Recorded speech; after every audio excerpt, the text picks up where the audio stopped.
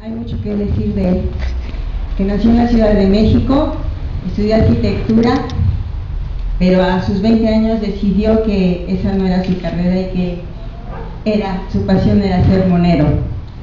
Ha escrito diversos ensayos y libros sobre historia del arte y la caricatura, entre ellos los más recientes, Felipe de Jesús el Pequeño, publicado en 2010, El Chamuco para Inocentes, publicado en 2011, Narcotráfico para Inocentes, El Narco en México y Quién lo USA, publicado en 2011, La Democracia le da Peña, publicado en 2012, La raíz nazi del PAN, en 2014. En el año 2006 crea junto a redes universitarias los círculos de estudio. Su objetivo era generar un espacio de reflexión y preparación política para los ciudadanos y los jóvenes. Sus cartones han aparecido en el diario 1+1, en el medio de La Jornada, fue portadista de la revista Nexos y de la revista Motivos, colaborador de revistas como Ancla, Tiempos del Sur, Que Cosaedro y La Garrapata. Fue fundador, director y colaborador de la revista de humor político El Chahuistle. Trabaja en La Jornada desde 1984 y desde el 2007 codirige la revista Catorcenal El Chamuco y los Hijos del Averno. Ha sido galardonado con los premios Manuel Buendía de Periodismo Joven en 1987, el premio Constantino Escalante del Club de Periodistas en 1996, el Premio Nacional de Periodismo de México en 1999 y la Catrina en la Feria Internacional del Libro 2010. Tenemos aquí a Rafael Naranja de El Juzgado. Antes que nada, muchas gracias por invitarme y una disculpa por haber llegado tarde. La verdad es que vengo del otro lado, no nada más de la ciudad, sino que estaba incluso en otro estado, entonces todo estaba bien medio, pero ya cuando llegué a la ciudad todo se empezó a complicar. Y lo peor es que vengo de lejos y vengo ahí a trompicones para darles puras malas noticias. Les voy a decir puras cosas horribles, lo mal que vamos, es decir, no sé si ustedes ya se dieron cuenta, pero estamos viviendo uno de los momentos más negros de la historia de México. De entrada, yo quiero decirles una cosa, yo a ustedes los felicito por esta iniciativa. Esta iniciativa de juntarse para estudiar y para escuchar pláticas y para organizarse políticamente es justamente lo único que nos va a poder sacar del atorón en el que estamos. Ahora, yo quiero decirles que estamos de lo que les vengo a hablar es del atorón en el que estamos. Y les quiero decir que a mí me pasa una cosa muy rara. Desde hace rato me di cuenta de cada vez que yo quería entender lo que estaba pasando hoy en México, me tenía que remontar cada vez más para atrás, y cada vez más para atrás, y cada vez más para atrás. Entonces, si revisamos lo que nos está pasando, vamos a ver que efectivamente, ¿se acuerdan de la película Viaje al Futuro? Pues nosotros estamos viajando al pasado y es un problema serio. Vivimos, decía yo, uno de los peores momentos de la historia. Hace rato que dejaron de sorprendernos la sobreexplotación, el saqueo, la corrupción de los gobernantes, ¿no? Cada día salen más cosas más escandalosas y no pasa nada. Es increíble.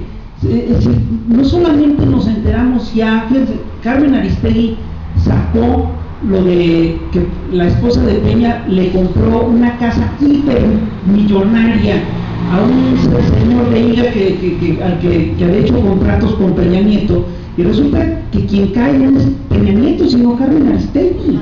Así de mal estamos. Tenemos los escándalos, ya nos acostumbramos a ellos. Hace apenas unos días, en la colonia aquí Narvarte, mataron a un periodista y mataron a 4 muchachas más. Fue una cosa horrible, fue una cosa monstruosa. Y lo que es increíble es que el argumento con el que nos sale la policía Fíjense, pero la historia es fantástica porque el muchacho es un reportero que venía huyendo de Veracruz y salió huyendo de Veracruz porque estaba amenazado. La muchacha, una de las muchachas asesinadas, era activista de derechos humanos y ecológicos, etcétera, y publicó hace poco en un blog, la entrevistaron y dijo que ella responsabilizaba de su vida al gobernador de Veracruz, a Duarte. No solo eso, sino que hace unas semanas Duarte, a principios de julio, Duarte se ha hecho una conferencia de prensa en la que amenaza a los reporteros de Veracruz de manera muy poco velada. Les dice: uy, muchachos, pórtense bien porque voy a sacudir el árbol y no vayan ustedes a estar en malos pasos, porque ya saben, si los que están en malos pasos es él, hombre, eso todo el mundo en Veracruz lo sabe. Y no solo eso, sino que además resulta que en Veracruz hace poco también hubo una incursión muy similar a la que hubo aquí en la colonia Narvarte contra un grupo de jóvenes ecologistas. Mataron a varios, una cosa espantosa. Y resulta que la policía empieza a analizar el caso y concluye que eso no tiene ninguna implicación política, que no van a investigar los nexos con Duarte, con todo esto, que no estaban amenazados los muchachos. ¿Cómo llegaron a esa conclusión? Y concluyen, empiezan a armar una historia de una muchacha colombiana, y entonces puede haber nexos con el narco colombiano, puras mentiras. Pero ya es de manera corriente que nos saquen ese tipo de cosas y que ya no les importe que nos los creamos o no, que nos tomemos su versión, ya no les importa si nos tomemos su versión o no. Ya nos hemos acostumbrado a horrores, ya crímenes espantosos pasan al olvido en cuestión de días. Y la verdad es que la depreciación, es decir, el deterioro, viene acompañado de la pérdida de valores que hace apenas unos años creíamos que eran fundamentales. La patria, la solidaridad, el patriotismo, la defensa de la soberanía, todas esas cosas ya se nos olvidaron. Y todo esto es curioso porque ha sido sustituido por una serie de valores que son muy feos. Los valores de la codicia, del individualismo extremo. Por eso cuando yo veo que ustedes se reúnen, a mí me da mucho gusto. Ese es el camino correcto, así es como se empieza uno a arreglar, así es como empezamos a arreglar la situación. Y vamos a ver que el deterioro, además de la vida, en la depreciación, es decir, yo estoy muy preocupado por la depreciación del peso, pero me preocupa todavía más la devaluación de la vida, del valor de la vida. Y la devaluación del valor de la vida, vemos que se materializa en un montón de cosas, desde el salario mínimo, que es de 70 pesos diarios, 71 pesos diarios. No sé si ustedes lo saben, pero se supone que un salario mínimo tiene que ser suficiente como para que un jefe de familia le dé de comer a su familia, la vista, le dé casa, comida, techo, transporte, recreación, educación y cultura. Y 70 pesos no alcanzan más que para una comida para una persona en una fonda de medio pelo. ¿De qué están hablando? ¿Les puedo hacer una encuesta rápida? Levanten la mano todos los que vivan en un hogar en el que para mantener ese hogar tienen que trabajar 2, 3 o más personas. Levanten la mano, por favor. Yo también, que no les dé pena. Segundo, levanten la mano, por favor, todos aquellos que trabajan más de 8 horas diarias. Levanten la mano, casi todos. ¿Saben que es anticonstitucional? No. Levanten la mano, por favor, todos aquellos que conocen a alguien que ha tenido que emigrar fuera de México en busca de empleo. Levanten la mano. ¿Sí? Todos. Levanten la mano, por favor, todos los que han visto trabajar a un niño en las últimas 24 horas. Bueno, pues ya tengo mi análisis. Están ustedes bien fregados. Y les voy a decir una cosa, así está todo el país, ¿eh? No crean que es un caso único de ustedes, ¿no? Entonces digo yo que la depreciación de la vida se ve tanto en el bajo precio del salario mínimo, como en el hecho, por ejemplo, de que en México mandar matar a alguien sale muy barato. Un sicario, según un estudio de la revista Este País, cobra 12,000 pesos al mes, y por 12,000 pesos al mes te mata a las gentes que tú le digas. Y el costo promedio de una ejecución en algunas zonas del país es de 500 pesos. Estás hablando de una depreciación brutal de la vida. Ahora bien, yo quiero decirles que nuestra descomposición social y esta pérdida de valores no es consecuencia de nuestra mala suerte, no es consecuencia de que hayamos hecho algo mal nosotros, está perfectamente ligada a la implantación de todo un modelo económico y al abandono de otro viejo modelo económico. Antes teníamos un estado de bienestar y había seguro social y había la garantía de que íbamos a tener pensiones y jubilaciones y que si nos enfermábamos estaba el seguro y ahí estaba el ISSSTE, ¿cierto o no? Y ahorita eso ya lo están desmantelando, y ya lo van a desmantelar pronto. Y esto es, por supuesto, producto de la entrada en vigor de un nuevo proyecto de país, que no es nada más un nuevo proyecto de país, es un nuevo proyecto del mundo.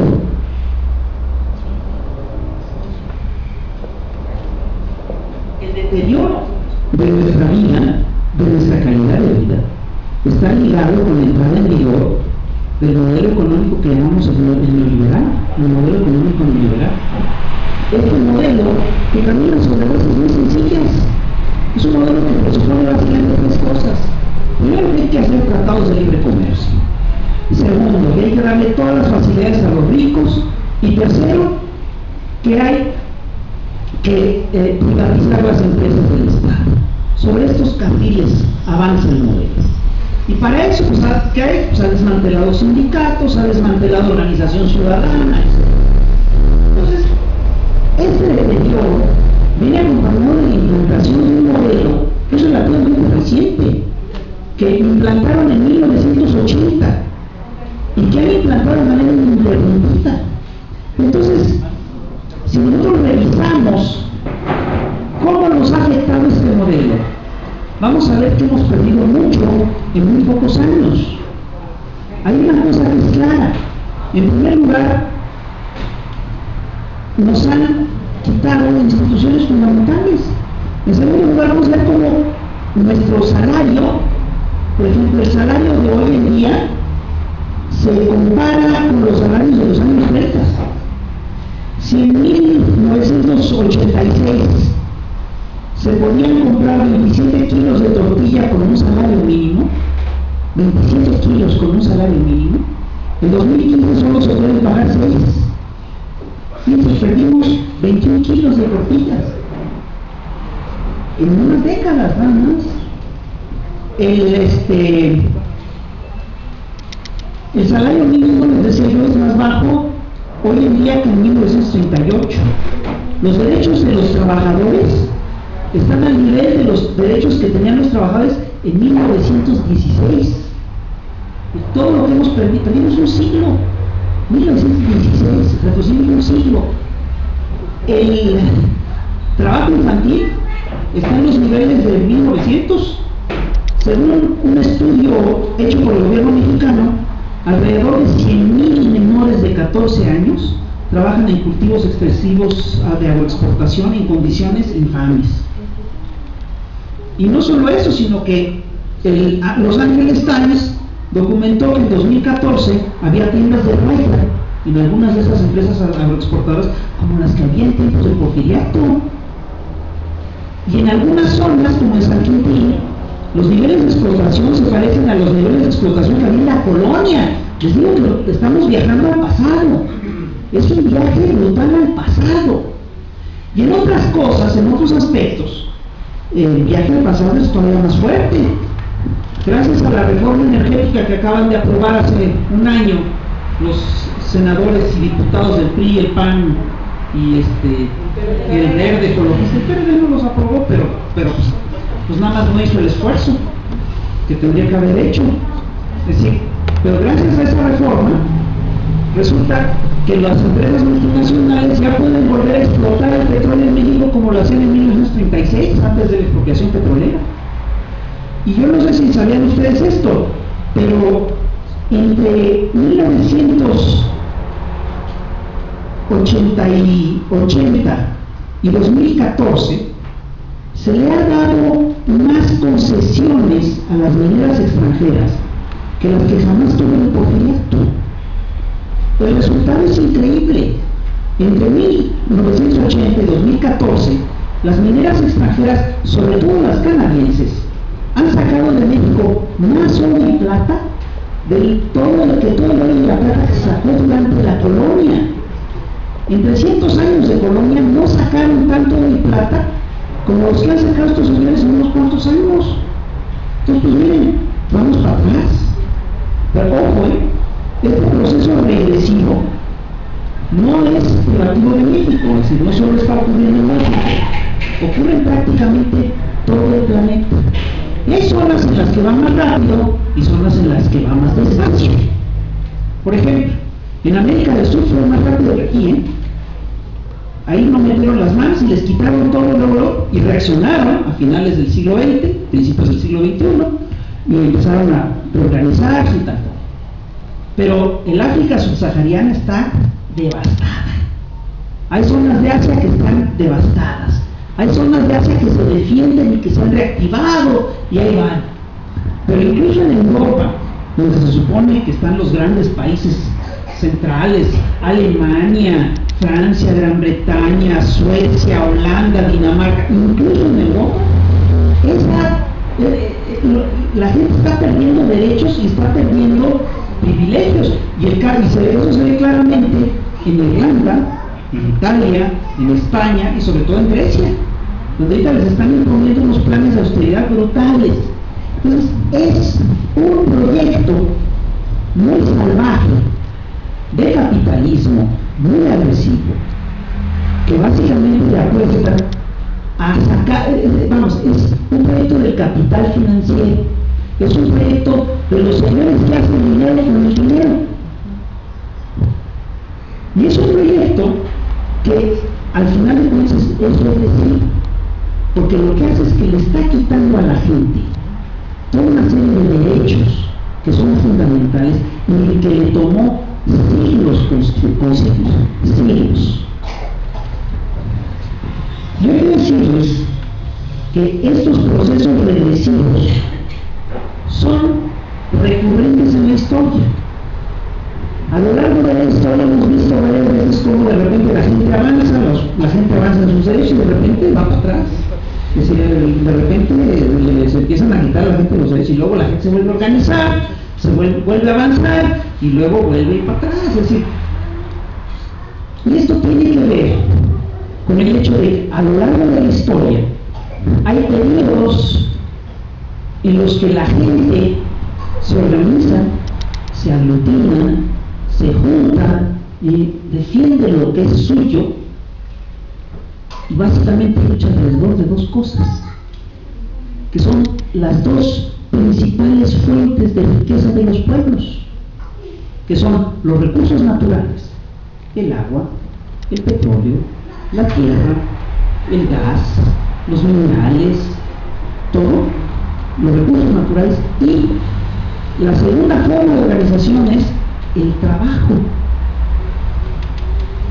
Es decir, que la gente pelea para que del sueldo que recibe gane más, gane cada vez más y se quede con menos dinero el señor que le pague el salario. ¿Sí me explico? Entonces, peleamos sobre dos cosas: los recursos naturales y nuestras fuentes de riqueza natural y nuestro trabajo. Si nosotros hacemos un recuento de cómo se han dado esta lucha, vamos a ver que en México llevamos siglos peleando por conservar nuestros derechos laborales y por conservar nuestras riquezas naturales. Y claro, yo quiero decirles que a lo largo de la historia vamos a ver también cómo hay periodos largos en los que las élites, los grupos del poder, se pelean y le empiezan a quitar a los pueblos derechos sobre sus tierras, sobre sus riquezas naturales, y empiezan a acorralar a los trabajadores para explotarlos más. Esos primeros ciclos en los que el pueblo trabaja y consigue más cosas se llaman ciclos de auge revolucionario. Y esos segundos feos suelen llamarse ciclos de auge contrarrevolucionario. Los ciclos de auge revolucionario suelen ser ciclos lentos y largos. ¿Saben por qué? Porque implican que la gente se tiene que organizar. Y la organización de la gente siempre es latosa, siempre es trabajosa, porque la gente se organiza a partir de tejidos, construyendo el tejido social, lazos de confianza. Yo confío en fulano, no en sultano, entonces me junto con sultano y sultano para defender lo que es mío, etc. En cambio, los señores del dinero se organizan a través de negocios. Se lo hacen muy rápido y suelen ser ciclos muy agresivos. Ahora, ¿qué tiene que ver esto con lo que estamos viviendo? Justamente tiene todo que ver. Estamos viviendo un largo periodo de auge contrarrevolucionario. El neoliberalismo es un proceso contrarrevolucionario muy agresivo, y estamos en pavia, estamos desorganizados, no estamos preparados para enfrentarlo. Es así de simple. ¿Saben qué? Nos tenemos que preparar y lo tenemos que enfrentar. Ahora bien, ¿cómo vamos a aprender a hacer esto? Pues nuestro gran laboratorio es la historia. Si nosotros revisamos la historia de México, vamos a ver que desde la Guerra de Independencia, México vivió un largo proceso de auge revolucionario, que empieza con la Guerra de Independencia de Hidalgo. Que Hidalgo al principio ni siquiera se planteaba que México fuera independiente. El grito primero de Hidalgo no fue muera un mal gobierno, pero se refería al gobierno que había derrocado Iturrigaray. El grito de Hidalgo, entre otras cosas, grita: viva Fernando VII, viva el rey de España, mueran los afrancesados. Y a lo largo de la revuelta se va dando cuenta que la gente quiere y pide cosas, y entonces Hidalgo lo va reconociendo, eso es uno de los grandes méritos de Hidalgo, y le va dando a la gente lo que pide. ¿Y qué pide la gente? Pues pide cosas que son muy razonables: la abolición del régimen de Castro, la abolición de la esclavitud, la abolición de, en fin, un montón de cosas que eran bien injustas. Y por eso, en tierra continental fue en México donde por primera vez se proclamó la abolición de la esclavitud. Entonces, una de las cosas que busca Hidalgo es que México pueda decidir su propio destino, que los habitantes de estas tierras no tengan que esperarse a que de España o que de Madrid lleguen órdenes para saber si se pueden dar préstamos o no, que lo podemos decidir aquí. Nos tomó tiempo, pero ganamos la guerra de independencia, y eso fue un paso para conquistar la soberanía de los pueblos. Después tuvimos un largo pleito fratricida entre conservadores y liberales, y a partir de ahí también ganamos un montón de derechos. Y la guerra del Juárez, las guerras de la Reforma, fueron también unas guerras, fueron parte de un proceso de auge revolucionario muy claro, en el que la gente también ganó derechos y se conquistó derechos: el derecho a pensar con libertad, a creer lo que uno crea, son derechos fundamentales, a opinar con libertad, etc. Y luego la revolución de 1910 fue otro proceso revolucionario. Lo que pedía la gente era más justicia social. Entonces todo lo que se sacó en la Constitución del 17 era eso: derechos a la igualdad social, a salarios más justos, a horarios de trabajo más humanos, porque antes se trabajaba como trabajamos hoy, así de fuerza para que vean ustedes, y por el derecho a sistemas de bienestar social, etc. Y lo mismo que ocurre en México ocurre en muchas otras partes del mundo, y a finales de la segunda parte del siglo XX, después de la Segunda Guerra Mundial, en prácticamente todo el mundo había estados y sistemas de bienestar. Y en ese periodo se vivió un ciclo revolucionario muy importante, en el que se dieron revoluciones anticoloniales, revoluciones nacionalistas, como la cubana, la vietnamita, la nicaragüense, etc. Y también hubo un auge del movimiento sindical. Yo quiero hablarles de eso: cómo se organizaron los trabajadores. Les tomó décadas obligas a los trabajadores a organizarse para defenderse de la voracidad de los patrones. Porque antes trabajaban, lo decían. Yo recuerdo un debate del siglo XIX que cuando yo leí el periódico, ¿qué están diciendo estos señores? El debate era si los niños de 12 años tenían derecho a trabajar en una maquila en condiciones insalubres o no, y si tenían derecho a trabajar 12 horas diarias. Y había unos que decían que sí tenían derecho y les tenían razones muy humanistas, decían, pues tienen derecho a un salario, pues, le llevan algo a la familia, eso está bien. En vez de educarlos, en vez de llevarlos a la escuela. Y es un hecho que a los trabajadores les costó sangre, sudor y lágrimas organizarse. ¿Saben ustedes por qué la bandera del verde es una bandera roja y negra? ¿Les cuento?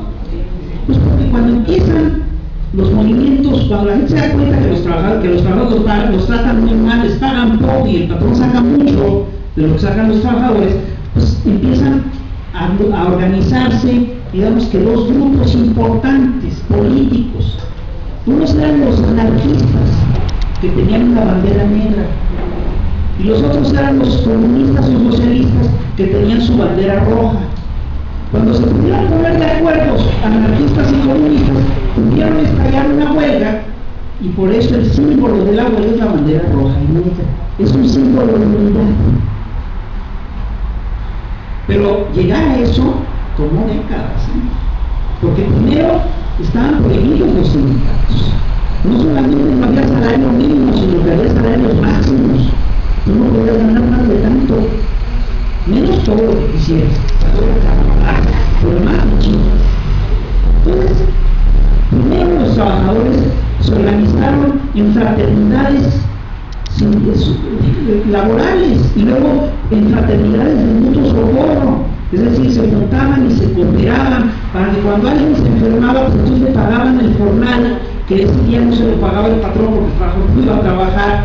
Entonces, así se fueron haciendo tejidos de solidaridad entre los gremios de trabajadores, y finalmente después se construyeron los primeros sindicatos, y después los primeros sindicatos de fábrica, los sindicatos de industria, después unos sindicatos nacionales, y finalmente ya para la década de 1870, la organización sindical en muchas partes del mundo era bien grande, y estaba muy fuerte, muy sólida, y en Chicago se dio una huelga que fue histórica, en un 1 de mayo, en la cual se conquistó por primera vez en la historia el derecho a una jornada laboral de 8 horas.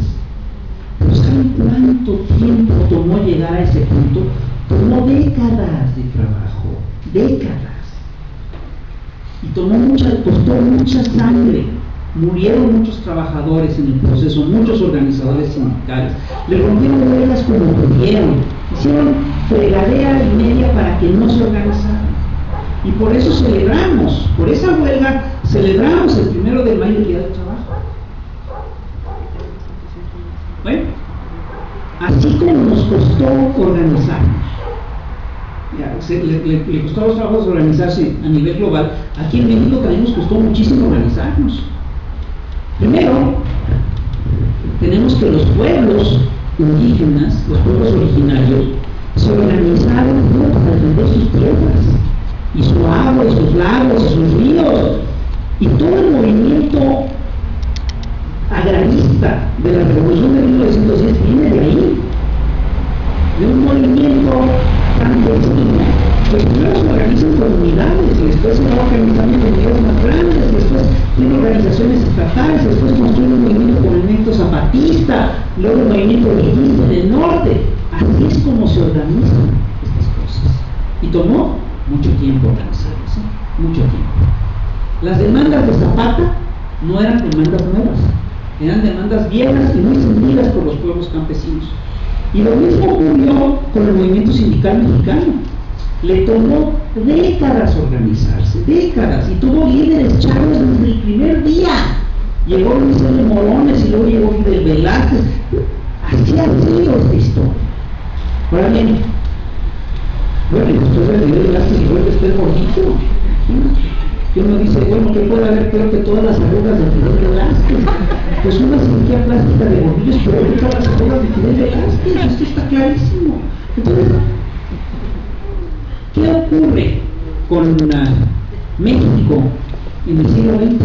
Pues miren, desde que yo tengo memoria, hubo un largo periodo en el que los trabajadores se organizaban y pedían y conseguían cosas concretas y les daban, se movilizaban y conseguían, qué sé yo, mejores salarios, mejores prestaciones, mejores jubilaciones, etc. Sin embargo, desde la década de 1980 las cosas cambiaron. Y lo que vimos es que llegó un nuevo modelo que empezó a desmantelar aquel viejo estado de bienestar. ¿Y qué es lo primero que hicieron? Lo primero que hicieron es desmantelar la vieja organización sindical que existía entre la gente. ¿Cómo la desorganizaron? Pues fue muy fácil, lo hicieron desde arriba. ¿Y cómo lo hicieron? Pues lo primero que hicieron es primero corrompieron a las cúpulas sindicales y después fueron minando a la base misma de la organización sindical. Y si nosotros hacemos una historia del modelo neoliberal, vamos a ver que estos señores, en México por lo menos, han actuado con mucha paciencia, con mucha perseverancia, tuvieron objetivos claros en 1980 que empiezan a cumplirse hasta hoy.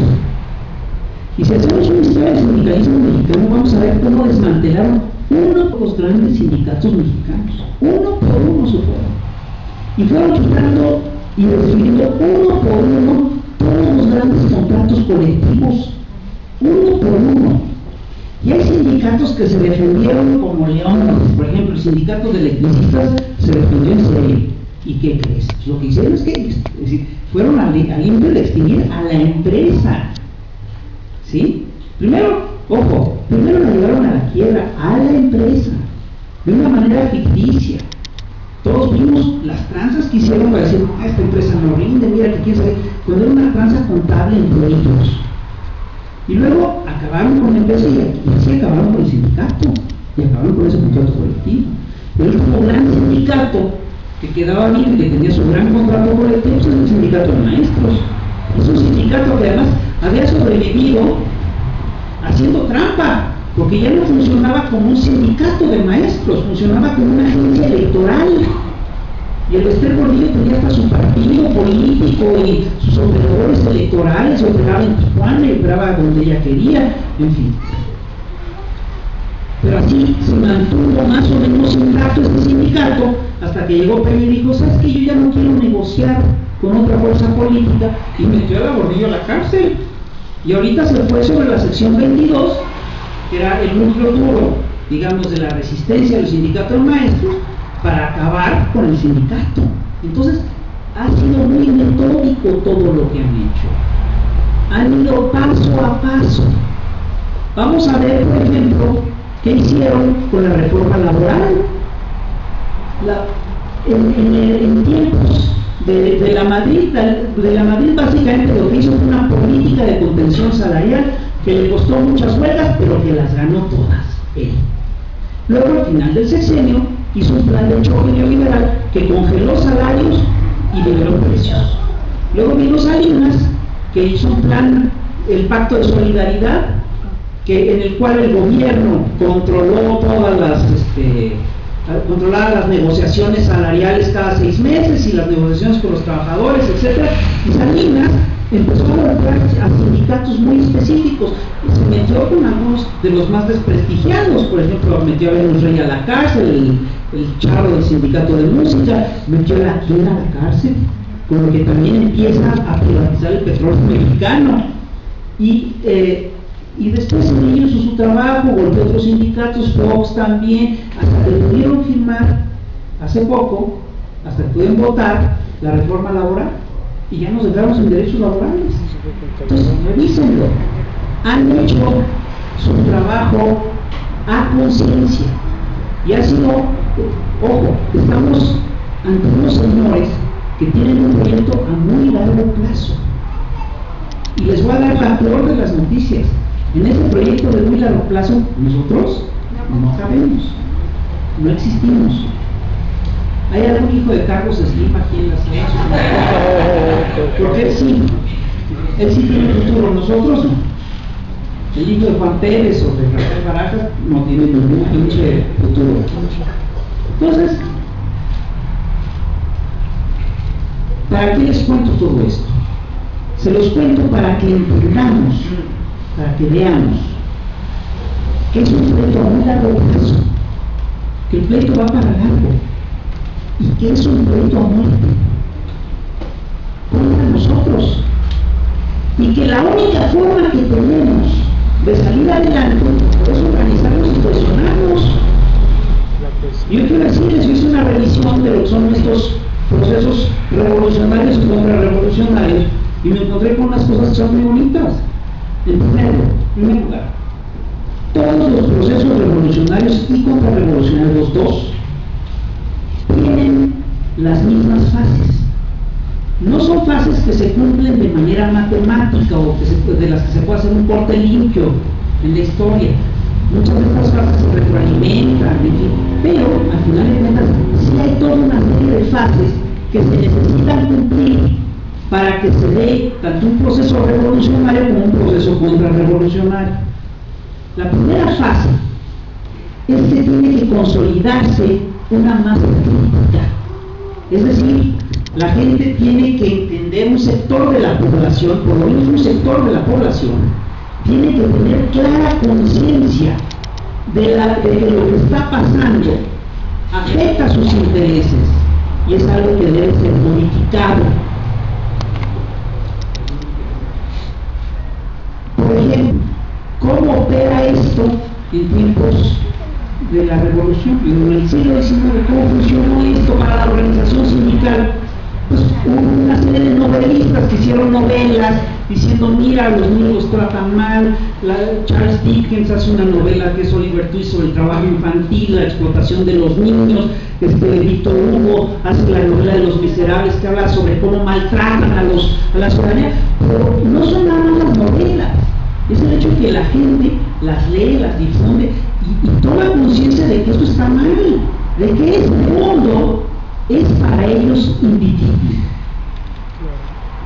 Lo mismo ocurre con los grupos contrarrevolucionarios. De repente hacen una revisión y dicen, no, estos trabajadores ya tienen muchos derechos, hay que ponerles un límite. Y ganan mucho. Y nos dan poca ganancia, hay que ganar más. Lo mismo. Entonces, se necesita, digo, en primer lugar, la consolidación de una masa crítica. Lo segundo que tiene que ocurrir es que se construye pensamiento y teoría. Con esa masa crítica, hay una serie de gente que dicen, bueno, esto está mal. Por supuesto que esto está mal, pero ahora vamos a ver por qué está mal. Entonces empiezan a revisar la historia, empiezan a revisar la economía, empiezan a revisar cifras y datos, empiezan a decir, mira, está mal por esto, estos ganan mucho, estos están sobreexplotando a fulano, esto, En el siglo XIX hubo un momento clave en el que se da este periodo de organización crítica, de organización de pensamiento. Y ahí vemos cómo surgen de repente un montón de grupos socialistas que dicen, bueno, esto lo que necesitamos es una sociedad más justa, y son diferentes opciones, los anarquistas, los socialistas utópicos, y finalmente llega Marx con el socialismo científico, en fin, ¿no?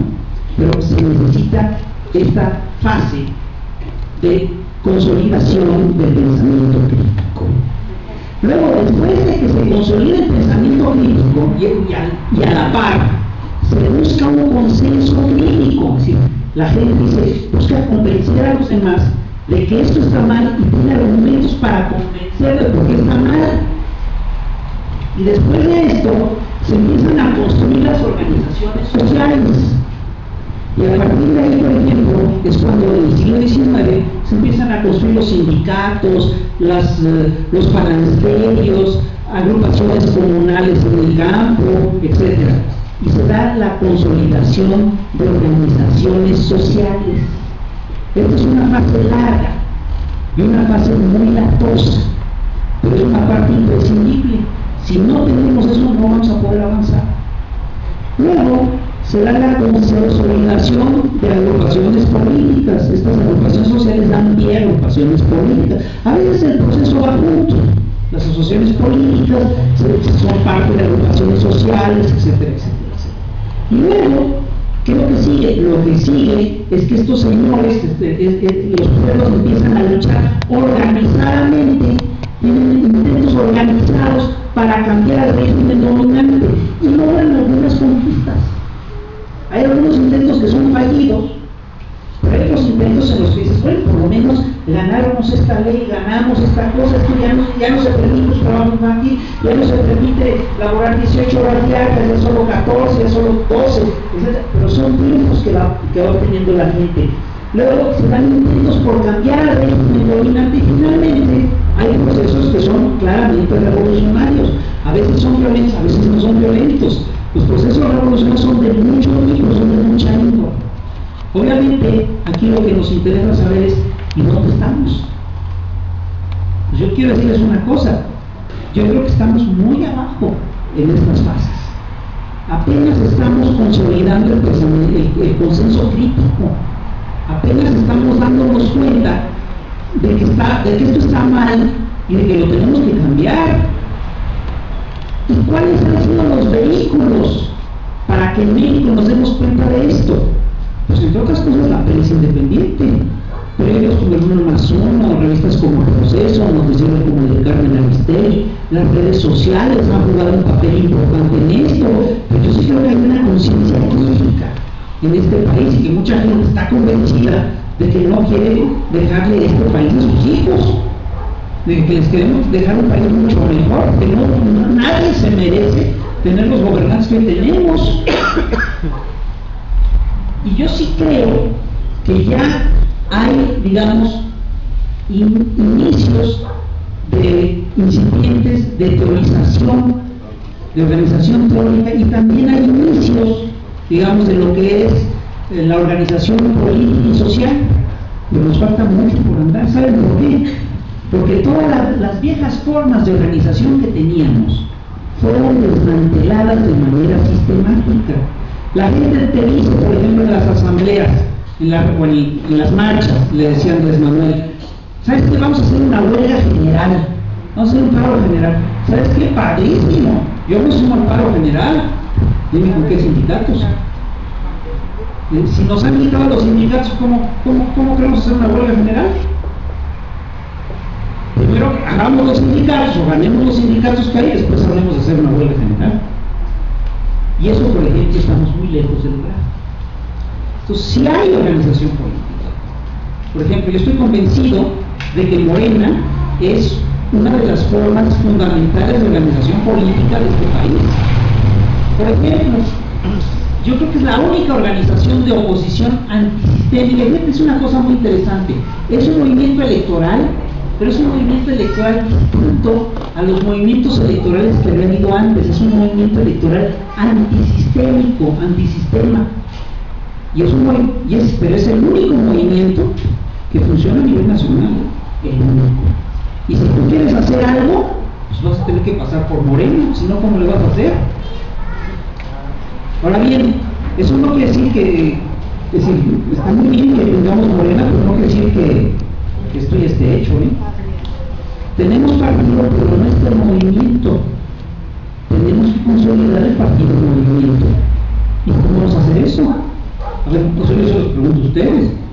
Tienen una tarea medio pesadita. Porque eso quiere decir que tenemos que organizar abajo. Y que no tenemos que permitir que en Morena sí ocurra lo que sí ocurre en el PRD, ¿no? Que de repente tenemos dirigentes que empiezan a pelear porque quieren decir, por ejemplo, yo lo que veo es que tenemos aquí claramente en Morena a dos dirigentes que se están peleando para ver quién va a ser el candidato a jefe de gobierno del Distrito Federal en 2018. Eso a mí que me importa. Se tiene que organizar el movimiento, se tiene que organizar abajo la gente, y después va a ser el que, si nos organizamos bien, va a ser el que querramos. Y no le vamos a preguntar a nadie. Pero si dejamos que el juego se dé entre dos dirigentes y dos grupos, estamos fritos, ¿eh? Estamos fritos. Tenemos que trabajar abajo.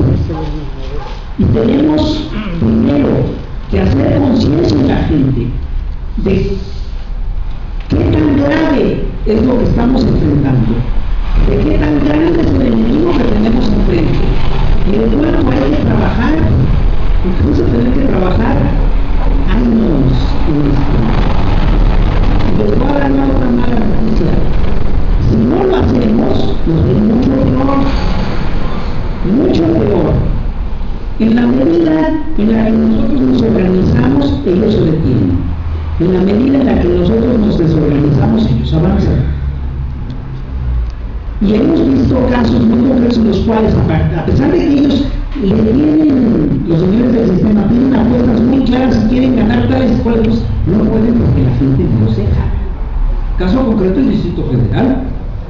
Para ellos es una sorpresa, pero además fíjate todo lo que hacen. Corrompen hasta a la gente. Llega a la hora de las elecciones y compran votos. Es la forma más perniciosa de fraude electoral, porque corrompe al propio votante. Además manda un mensaje que es muy serio. Si el votante acepta vender el voto, ¿cómo va a pretender después tener un gobernante que sea honesto? Digo, ¿por qué? Si tú te corrompiste a la hora de votar, pues yo ¿por qué no me voy a corromper a la hora de gobernar? La lectura es muy clara. Así funciona esta historia. Entonces, pues sí, tenemos mucho que trabajar. Ahora, yo estoy convencido de que este movimiento que tenemos es el último reducto civilizatorio del país, ¿eh? Si no lo defendemos, vamos a la barbarie. Es más, no se los créanme que no los estoy asustando. Hay regiones enteras en las que ya están en la barbarie. Ve, por ejemplo, cómo está Tamaulipas, ve, por ejemplo, cómo está Tierra Caliente en Michoacán, y ve, por ejemplo, cómo está la Tierra Caliente de Guerrero, o Veracruz. Estamos en eso. Y tenemos, además, un problema muy serio en este gobierno en particular, en este sistema. Porque este sistema ya no es nada más el modelo del capital financiero voraz que especula. No, es un sistema que está fundamentado en el crimen organizado. Si nosotros revisamos la economía mexicana, vamos a ver que la principal fuente de divisas del país ya no es el petróleo, no es el dinero que mandan los migrantes. El principal ingreso en divisas del país es el narco. Y pues perdóname, eso sí trae un problema muy serio, porque resulta que la actividad que es el principal, digamos, el principal sostén de la economía nacional, es la principal fuente de desorden a nivel social, es la principal fuente de inseguridad a nivel nacional. Pues perdón, el problema es muy grave. Y esto también tiene que ver, por supuesto, con la implantación del modelo. Porque esto es el modelo. A ver, una vez cuentan que Bono, el cantante de YouTube, fue a ver a Clinton, a Washington. No fue, creo que fue a Clinton. Y ya se tomaron sus alcoholes y todo eso, y de repente Bono le dice, bueno ya, ¿por qué no legalizan las drogas? Y Clinton le dijo, si las legalizamos, y es cierto, uno de los grandes negocios de la banca en el mundo, y sobre todo en México, es el lavado de dinero. Si tú le quitas el negocio del lavado de dinero, se te cae la banca. Entonces persiguen a los capos y a Chapo Guzmán, lo meten a la cárcel, lo dejan salir y todo ese rollo. Pero ¿saben cuántos sicarios detuvieron en tiempos de Calderón? A 20,000. ¿Y saben a cuántas gentes detuvieron por lavado de dinero? A 20. A nadie. Y esos 20 que detuvieron, ninguno fue por investigaciones de Hacienda. Ninguno. Es decir, los dejaron ir. Es un sistema delincuencial. Es un sistema atado a la delincuencia. Yo creo que nosotros no queremos vivir ahí. A todos nos horroriza este país. ¿saben qué? La única forma de organizarnos es esta. La única forma de salir del atolladero es mediante esta organización.